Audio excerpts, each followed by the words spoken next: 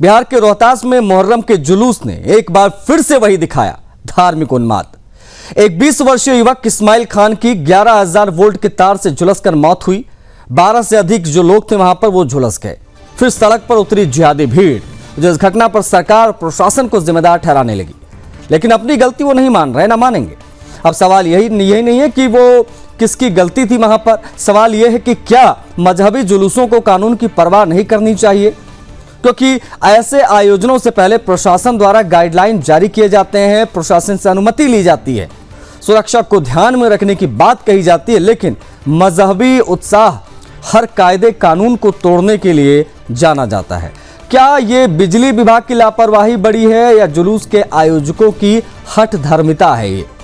बार बार ऐसा क्यों होता है, ये बड़ा सवाल है। मजहबी जोश के नाम पर जनजीवन अस्त व्यस्त किया जाता है और फिर प्रशासन गुनहगार बना दिया जाता है। क्या हर बार शांति समिति की बैठकों का उल्लंघन होगा? क्या हर बार हाई वोल्टेज तारों के नीचे ताजिए और झंडे घुमाए जाएंगे? मुहर्रम का मातम और सड़क पर आतंक क्यों बनता जा रहा है, ये बड़ा सवाल है। मजहब के नाम पर सुरक्षा की अनदेखी, भीड़ के नाम पर ब्लैकमेलिंग, ये सब कब तक चलता रहेगा? अंजनी पांडे हमारे साथ कनेक्ट हो गए, हमारे सहयोगी इसी खबर पर बेहतर जानकारी के साथ, उनसे हम बातचीत करेंगे। अंजनी, किस प्रकार का ये पूरा मामला है जहां नियमों को ताक पर रखकर ये जुलूस निकाला गया और एक लड़के की इसमें मौत हुई? पूरा मामला क्या है? देखिए, जिस तरीके से जुलूस निकाला जा रहा था आशीष, उस जुलूस में हालांकि मातमी जुलूस कहा जाता है, लेकिन जितना उत्साह और उमंग और साथ ही साथ उन्माद के साथ ये निकाला जाता है, उससे कहीं ना कहीं जो है वह यह उन्माद जो है वह फैलता जरूर नजर आता है। क्योंकि इसके पहले भी इस तरह की घटनाएं हुई हैं जहां पर तार, हाई वोल्टेज तार जो है वह सटा है, चाहे वो जुलूस में झंडे की बात हो या फिर जो ताजिया निकाला जाता है, वो ताजिया इतनी ऊंचाई का रहता है कि वह जो है वह तार से सट जाता है। और इसी तरह की घटनाएं पिछले दिनों जो है वह पिछली बार यदि देखें तो मुजफ्फरपुर और हाजीपुर में भी इस तरह की घटनाएं हुई थी, जिसमें कई युवक जो है वो झुलस गए थे। इसी तरह की घटना जो सासाराम के रोहतास में भी जो है वो देखने को मिली है, जहां पर इस तरह के झंडे, इतने ऊंचे झंडे थे और काफी उस उमंग के साथ लोग जो है वह इस मातमी जुलूस को निकाल रहे थे। तो यह भी सोचने वाली बात है कि मातमी जुलूस है और उस मातमी जुलूस में इस तरह से उत्साह और उमंग के साथ जो लोग हैं वह निकालते हैं, और झंडा जो काफी ऊंचा था वह और भी उन्माद की वजह से उछल करके लोग जो है वो उसको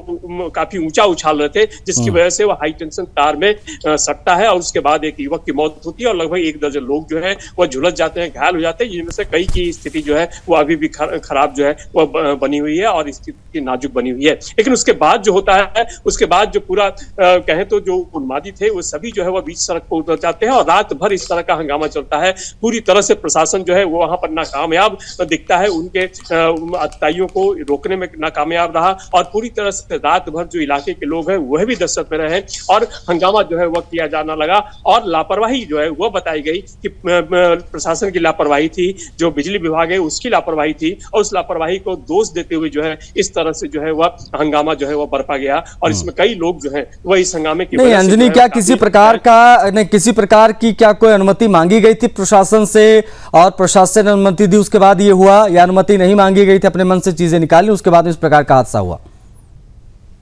नहीं, देखिए आशीष, जो जुलूस निकाल रहे थे, उस जुलूस में जो लोग थे उनका यह मानना है, उनका यह कहना है कि प्रशासन को इसकी पूरी जानकारी दी गई थी कि जुलूस इस तरह से निकाले जाने हैं, लेकिन वो लोगों का आरोप है कि उसके बावजूद जो है वह बिजली के तार जो है वह नीचे था और उसके सुरक्षा को लेकर के जो है जुलूस निकालने के बाद जो सुरक्षा होती चाहिए थी उस सुरक्षा को लेकर के इंतजाम नहीं किए गए थे, जिसका नतीजा यह आता है। हालांकि जो आयोजक है उनका यह मानना है कि जो